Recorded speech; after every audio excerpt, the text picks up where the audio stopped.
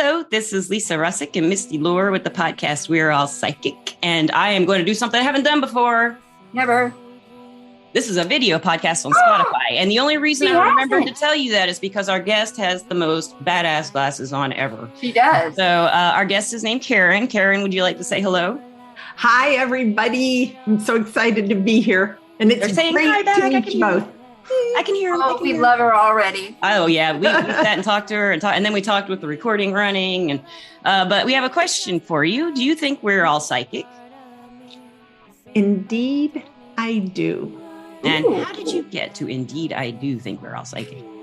I believe that everyone is born psychic. I believe that it is just our gut instinct, the way we feel things, that following the vagus nerve, if we get sciencey, that triggers from the gut to the brain and tells us that something is up or we're connecting with someone psychically. And what I think happens is that in our childhood, people who have let go of their psychic abilities in their adulthood close it down. Mm-hmm. They tell kids, don't do that, or don't say that, or don't be like that, or give them the kind of the look. It and think it's imagination, and don't really encourage it. Yeah, instead of encouraging it, exactly, because truly, I think that our psychic abilities, they help us. That's exactly, yeah. Yes. Survive, for one thing, is like instinct. Yeah. Everyone knows what instinct is. Survival instinct. What is that? It's a psychic sense. Exactly. So do animals. They have the same thing. Yep. And we survive in the wilderness. Yep. You're exactly right. If we called it instinct and not psychic, it would be more well received. Perhaps. I've been trying to compile words for this whole podcast for 3 or 4 years now. We just can't get all the words we need. But, slowly we're picking, some clients or some guests will come up with words. Misty comes up with words a lot. Yeah, she's good at it. No. Yeah, when you know something and you know psychically and you just know it, it's no. Yep. Do you have any terms like that you use by any chance? Oh, well, let me think if I have any Karenisms. I think I do it off the top of my head. I can't even think of one because I'll say things and people will just laugh like they've heard it. It'll happen in the podcast. I probably. Yes. I'm making a prediction. It will happen. Psychic. Yes. Be open. Be ready. So were you always around this when you grew up? Were you exposed to it early, or did you develop it, or were you a listener? She's a psychic. I was a no person when I was a kid, and I would say things or know things. And I was in the Midwest, and it was in a city, but it wasn't really well received. Yeah, I bet. And so, how'd you feel when you were young and that was happening? How did it feel? Do you remember?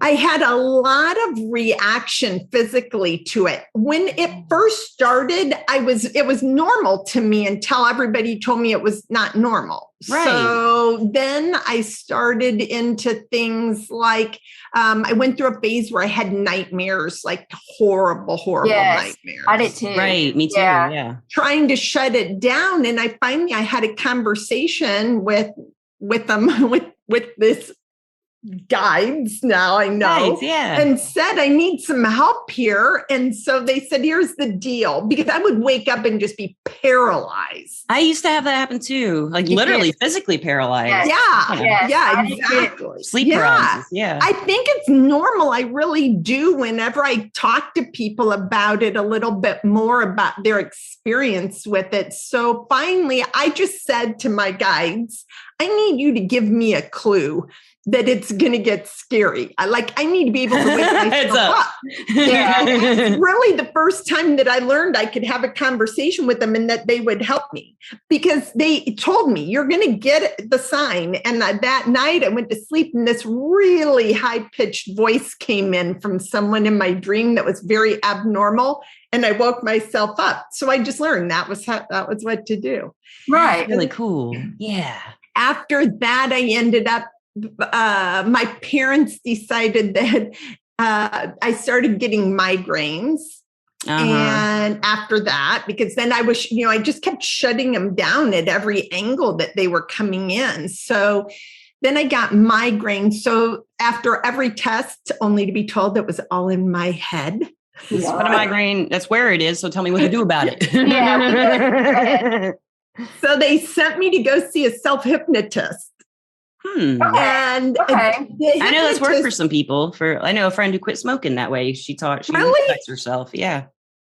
I've never met anybody who's done it. I would say that for me, it worked, but in a weird way. He basically taught me to say, I was probably 6 or 7 when this happened. Positive thinking brings me the results I want. At 6? Wow. Yeah, can you imagine? Information at 6. That's great information at 6. Yeah, 1st or 2nd grade I was in. So I was like, okay, so whenever I would start hearing the voices, then I think my headache was going to start, because I associated that because everybody kept telling me it wasn't good. It was bad. Right. So I started doing that, but in reality, what happened was that I started meditating. Okay. So everything worked out like it was perfect. It set me on a great path. So then I would meditate, talk to whoever, get my messages, learn my stuff. And then I would just, eventually I just got to where all I was doing was just meditating. I say just meditating, but eventually everything kind of quieted and I really wasn't using my psychic abilities at all. And then I moved to Houston and I was like 19, I guess. And this girl I had just met, she says, want to go see a psychic with us this weekend? I said, what is a psychic? Oh, you didn't know what a psychic was at that time? Wow. It's all about the words. Yeah. Yep. Yeah. Oh, said, what's that? Yeah. Well, we're going to pay this lady and she's going to tell us stuff that she just knows. I was like, we're going to pay her? I can do this. Shouldn't she just tell us that? Yeah. She's a nice lady. So, yeah, we went to go see her and it was almost like a movie. Her name was Sylvia and she was from the UK and she had all this big red hair and she wore this black velvet dress and she had a crystal ball on this table with this big purple velvet flowing thing that went over it. Love it. I was in awe of her. I was like, I want to be you. Yeah, I know, right? All that stuff is so cool. So that was really whenever I started to reopen to everything. Did she open it up? Did she tell you? Like, did she say, hey, do you know you're psychic? One of the first things she said to me was, why are you here? I was like, to hear from you, to see what this is all about. She's like, honey, you can do this. You should be doing this. This is your path. This is where you're going to go. This is what you're going to do. How did that make you feel when she said that? Or did it go like a light bulb, or were you kind of, think about it? It made perfect sense. Yeah. It really did. I still needed to pay my bills. So I stayed in corporate America until I was probably 55. And then you you spent that. Well, that's great because, you have the life experience to add to your psychic information and insights. So you're more of a medium, it sounds like. Is that right? I'm psychic. This is what I think that everyone is psychic. Everyone. Yes. Right. Well, I would say, like, what's your specialty? Everyone. And then I think that some people are mediums. So I think all mediums are also psychic, but I don't think all psychics are mediums. Yes. So for me, the mediumship conversation started growing after I really opened up my psychic abilities. Because as a kid, although I was talking to my guides, it really was not in a mediumship sense. So it was more. It was just what you did. Yeah. Right? Yeah. It's kind of hard to explain when you're a little kid. It's just there and it happens and you talk to them. Yeah. Yeah. Mm-hmm. I'm a psychic medium as well. I love mediumship. But for me, when I was a child, it was always my toys. They talked back. They had personalities. They had storylines and soap opera storylines, like especially my glass animals. I probably had about 200 those little Hallmark glass animals, you know, that you the paper in the 80s. They still have them, I think. Yeah. But I had tons of those, and they broke all the time. But they had I had names, personalities, and story, and they went on for like 5 years, you know, and from when I was 4 till I was, got made fun of. Still playing with my glass animals. Yes, that was me with my Barbies. Yeah. Fun of it was over. Your Barbies had personalities and stuff. Yes, girl. Yeah, they did. Yeah. Should have can.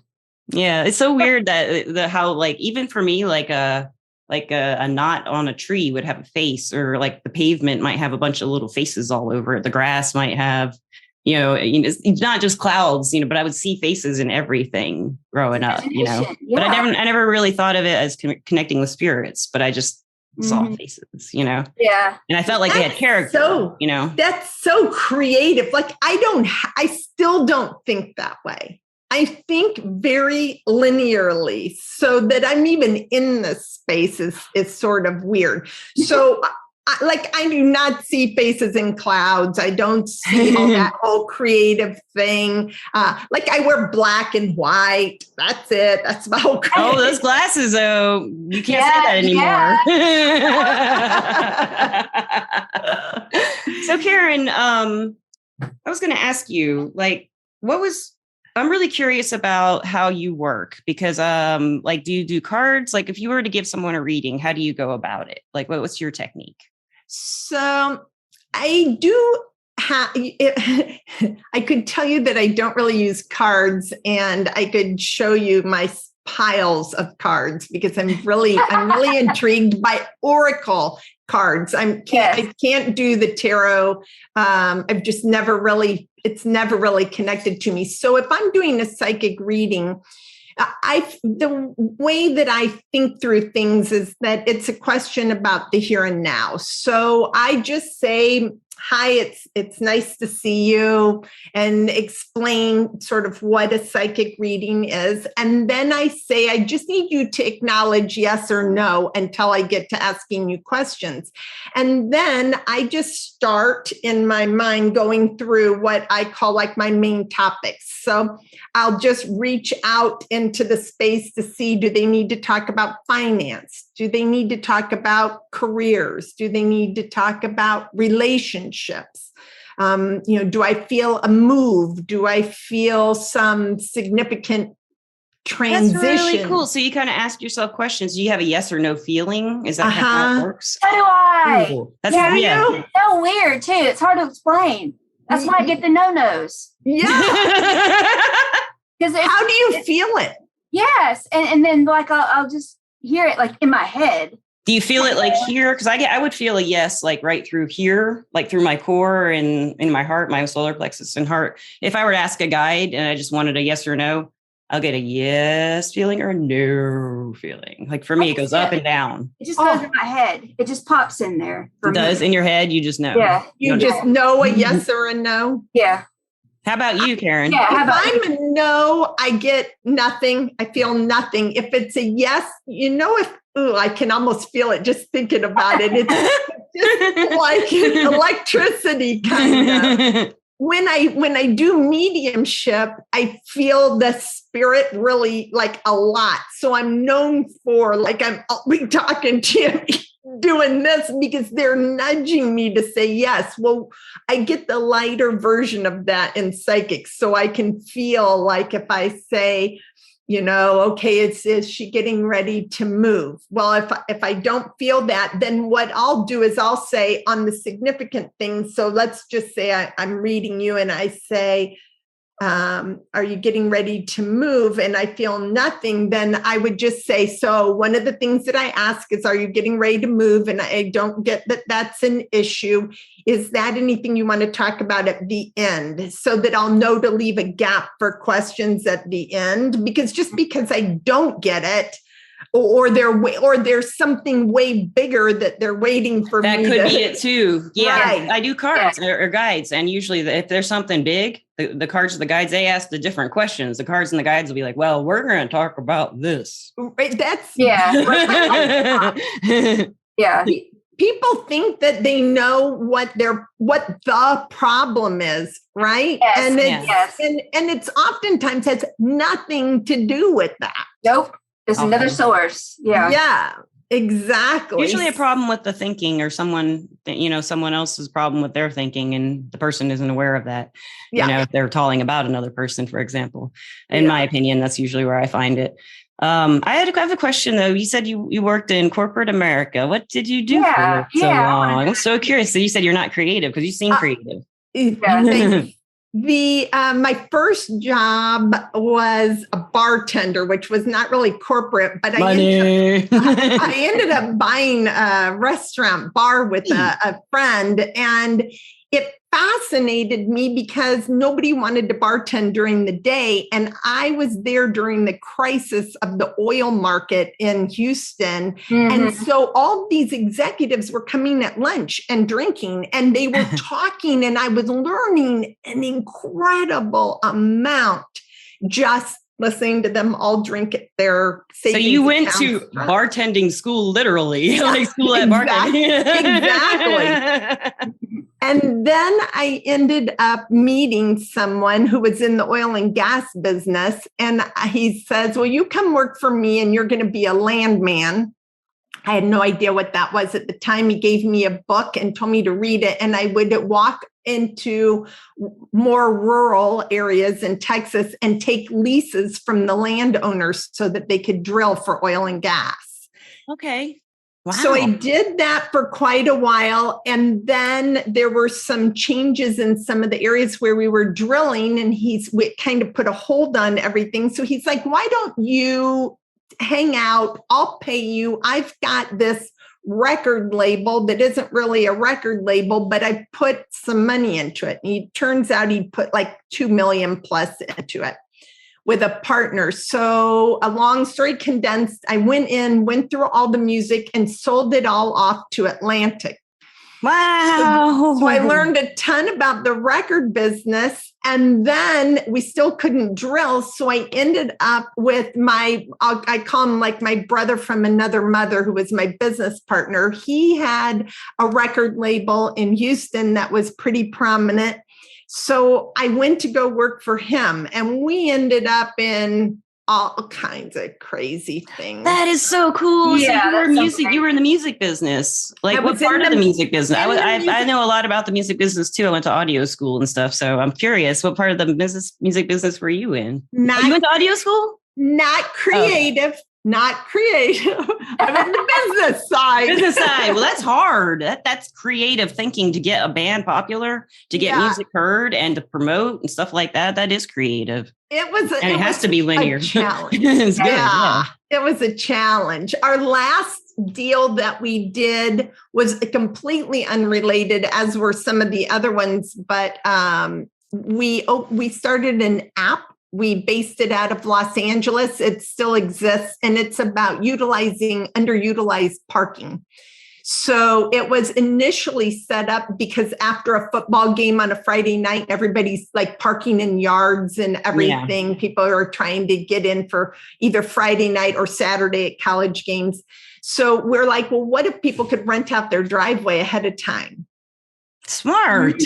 So that was how it started. Then COVID came, and we kind of had to move things around, and it ended up still flowing for us because all these people, like car lots, suddenly had no cars, and all these people with businesses with fleets of cars, they needed to park their fleets somewhere. Yeah. So what happened was, during that time of getting more creative about how to do things, I really relied on my psychic senses. Yeah. I'm like, well, how can we look at this differently? Like, I need to know, like, what do we do? How does this look? And finally, one day I said to him, like, I had a couple of strange experiences, and I said, I think it's time for me to depart corporate America. So 20 plus years, I still talk to him all the time. I sit on a couple of the boards and everything, and I enjoy it. But yeah, that was my bill paying. That is really cool. I love that. I have a big interest in the music business, even in audio school. Like I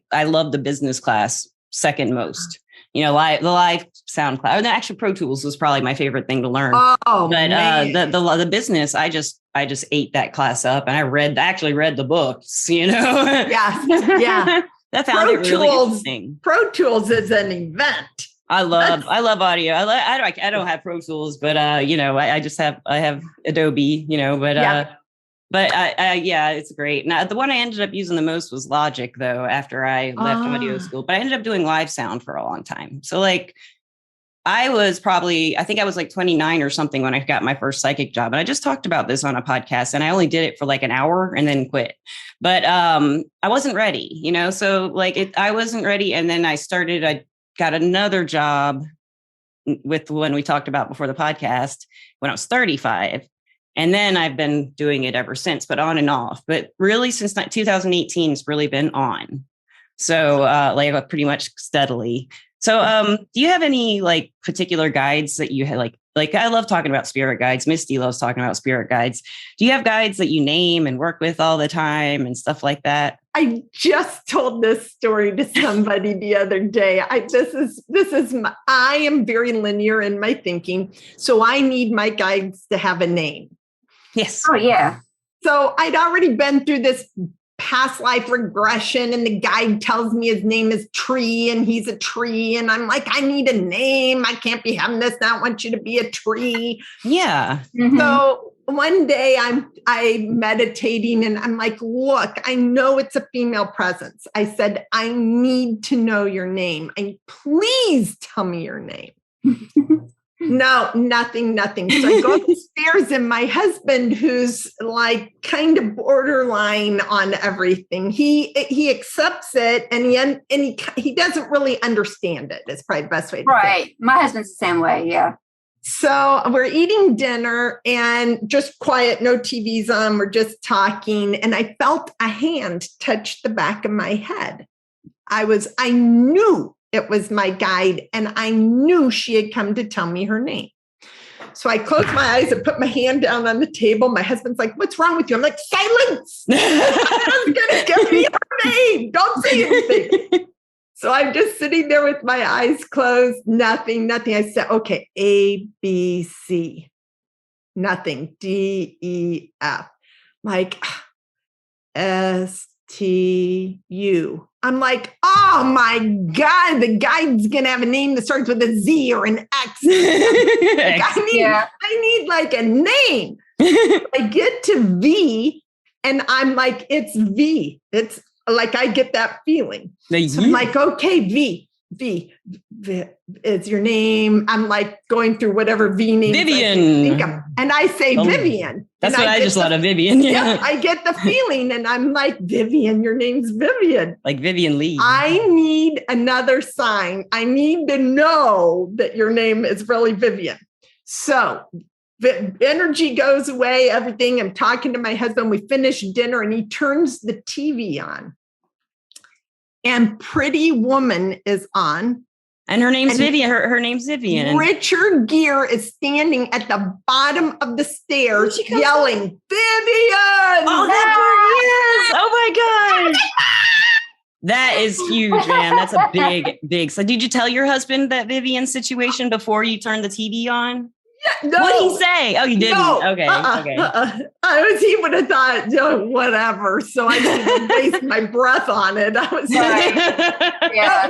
But when he started yelling Vivian and I was screaming, he knew something was up. Yeah. Yeah. That's so cool. Is Vivian still a tree, or did she? Vivian is separate from the tree. The tree is my master guide. The tree is like my tree of wisdom. And I have a friend who has a tree as a spirit guide too. And this is one of her guides. It's Akasha, Misty. And this tree is like, I communicated with it one time, and it was like, I don't know if it's the same as your tree, but they're like these really old trees from way back when the earth was like a long time ago.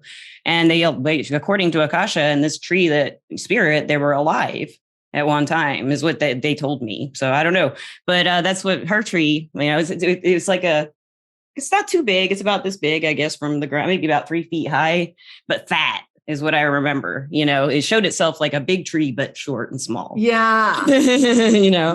Vivian's my everyday one. Vivian's like my one that I go to that I'm like, Viv, help me out here.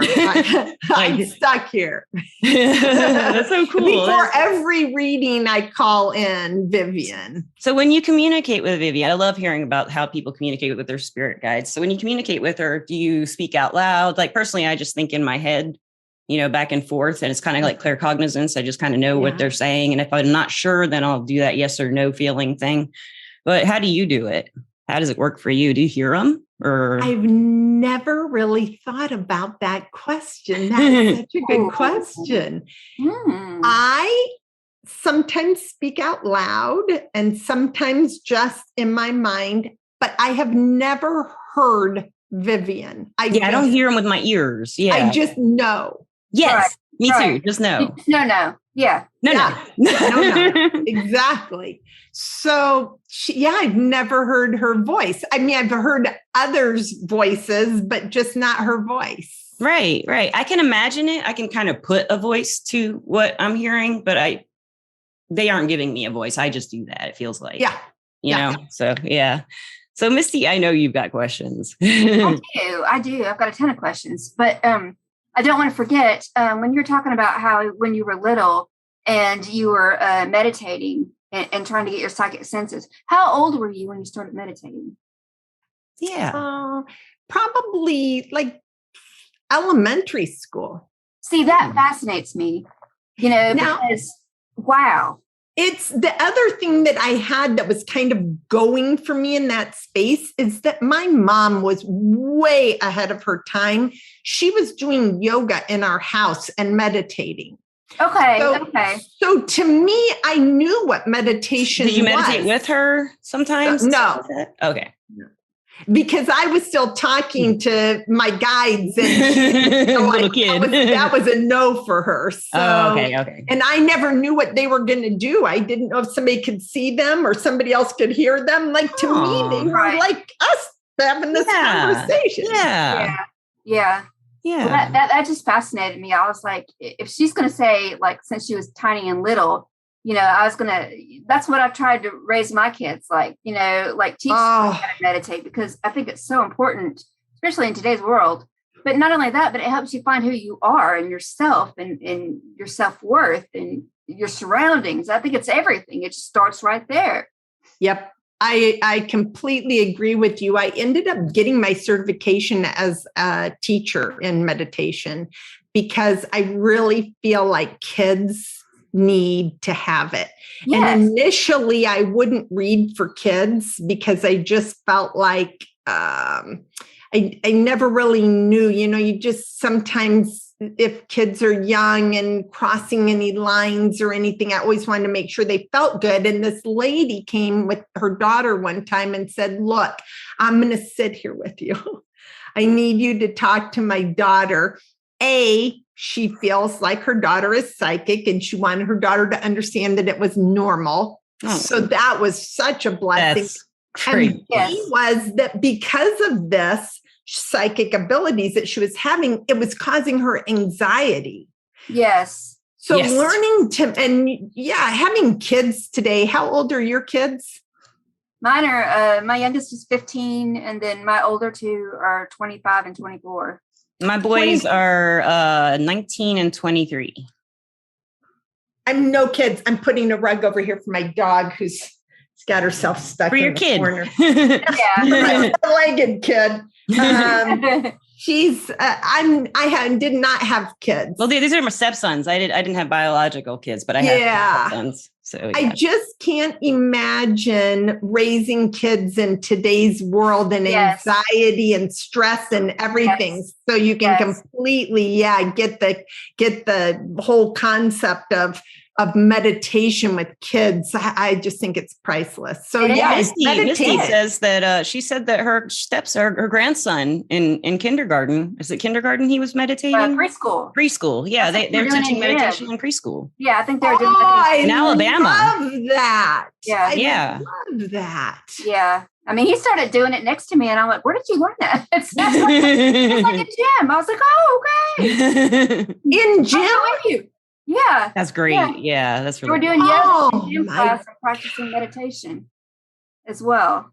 Yeah, it blows my mind, and then when they're that young, they're so open to everything. And, they still have that personality and they still believe and they still see, and they're fascinating. I love to play cards with him, like tarot cards. Yeah. He's so good at them. Pull out one and it would just, it's like he had the magic touch. He's good with those oracle cards too. He would pull out one and be like, slam you in the face. Yes. I remember him doing that to me one time when it was over. Yeah. Yes. it would be amazing readings from a 3-year-old at the time. So I think it's so important. And nobody's told them yet that they can't or that they should. And I don't want anybody to ever do that to them either. Yeah. It's so important. Yes. I agree.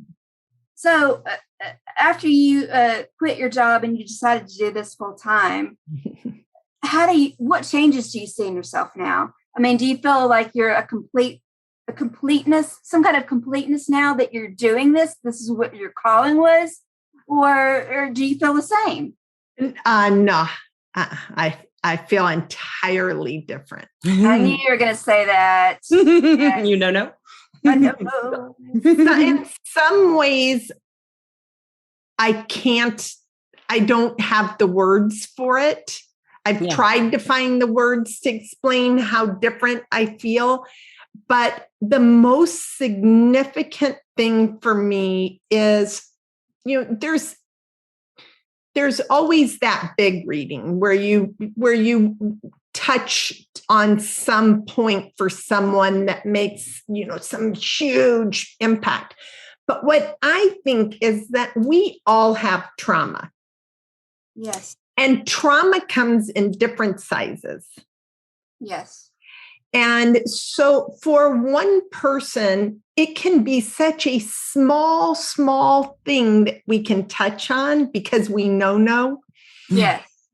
And it can shift the rest of their life. Yeah. Yeah, you're right. Amazing. So the ability, when I realized that I could do this, like that I felt confident that I could do this, not confident enough to charge, but confident enough to help people at that point. Yeah. I was like, I almost felt obligated. Yeah. Yeah. I know that feeling. Well, it's kind of like you just feel pulled, like this person needs help. I got to help them. Was that kind of what you were feeling? And you might, and your guides might have given you a nudge, like, hey, Yeah, I just felt like it wouldn't be fair if there was a way that I could help you. What do you think that's about? Because everyone who does this kind of work, just about who's ethical, has that, they want to help anybody. Yeah. And a lot of times professionals, readers, half our work is free, right?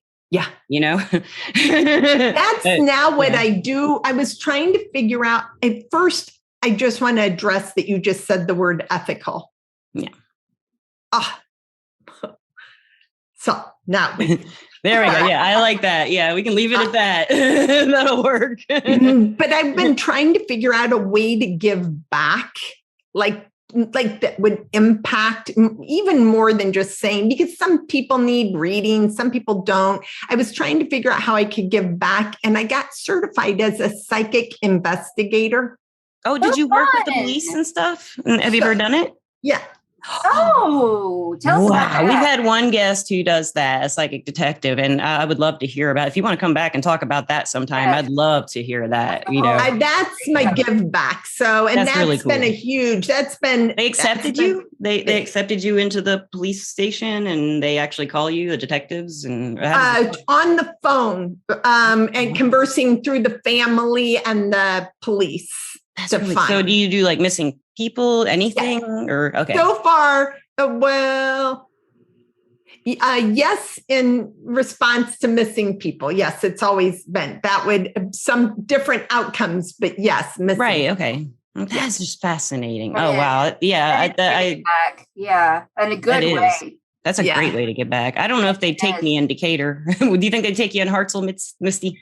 Yeah, right. You would be amazed when you walk, if you have any contact at all with the police, any and generally speaking, I think it comes better through the family to the authorities because the family is asking them to do it, but they are so overburdened with cold cases.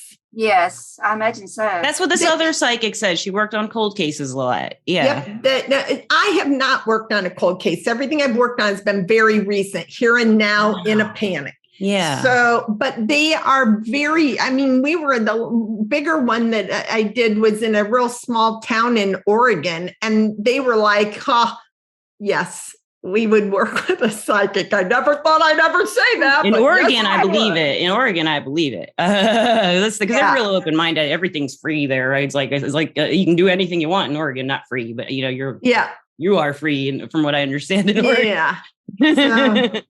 So that's my give back, really, and my way of trying to make a bigger impact on things. I love that. I just love you. But I do too. And your energy, right when you came on the screen, it might have been the glasses. But just kidding. You just have this sparkly thing, like this soothing yet sparkly and happy. The aura around her. Yeah, you've got like this lift up. Like you lifted me up because I was tired. How about you? Did she lift you up too? Oh yeah. Yeah. Thank you. I'd love like listeners, where can the listeners find you? And listeners, she has something she would like to offer you as well. I think she told me. I do. So. First, I want to just reciprocate the kind words that when I found your podcast and I talked to you a little bit just about how the two of you flow and everything just works. And I love the subject. And of course, I believe that we're all psychic. So thank you very much for having me. And thank you so much. So you can find me at KarenRomine.com, and I'm Karen Romine Psychic Medium on Facebook and Instagram. There's going to be a link in the show notes, right? Yes. And all the links you want to put, we'll put in there. Yeah. You can follow the link, the contact me link in the show notes, and it will get you to a coupon code so you can come to a free platform event, the next one that we're going to have. And then as a general, I would like to give out a coupon code to use on my website. And I picked the code I am psychic. Ooh, I like it. And that code will get you an 11 because it's my favorite number, an 11% discount on a psychic or mediumship reading for the first 22. Because I also like that number for the first 22 people who sign up between now and the end of the year. So where's our 33? Where's our 33? 33, isn't that? It was 11 and 22. We need a 33. So those are my numbers. I really, they're on my license plate even. And listeners, I will put all this information. Oh, it is really? That's so cool. Listeners, I'll put all this information in the description and you can definitely do that and find her. And I recommend it. I haven't had a reading, but I can just tell. I mean, you've got like this, like you said, the ethical thing is definitely there. And the energy of optimism is there. And the heart is there. So, but I'd also like to thank our sponsor, Everclear. Everclear is an advice app where you can get advice from psychics and empaths, so you can get the clarity you need to create the life you deserve. And Misty, thank you. Thank you, Lisa. And Karen, thank you again. Thank you, Karen. And listeners. And listeners, thank you as always for watching and listening. We love you. We do love you. We love you more than you know. We're obsessed with you. We're obsessed with you. we couldn't do this without them. We couldn't. We could. Well, we could, but it'd be not as fun. That's true. Yeah. Anyway, listeners, Misty, Karen, thank you. And y'all will see you in a couple. We have another podcast tomorrow. So we'll see you again soon. Thank you. Peace out. Bye. Bye.